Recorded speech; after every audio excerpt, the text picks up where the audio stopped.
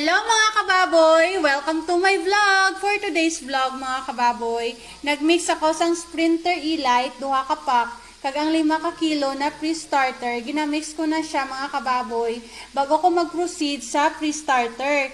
Kaya ang tendency man ko sina kababoy, kung i-direct mo ay di pa kaunon sang pre-starter, manibago siya. Bilang magbababoy, na-experience ko na tung time nga nag-umpisa pa lang ako mag-alaga sang baboy. But time goes by, ma-aware na ta kung ano ang maayos sa aton nga idik. Subong ako naging mix para ma-adapt niya ang lasa sang pre-starter.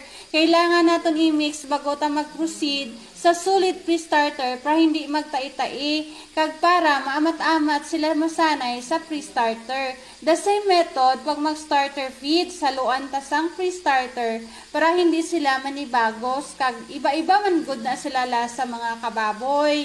At the same gihapon sa method sang kung mag-grower na ta, haluan pud naton sang starter feeds. So, thank you for watching.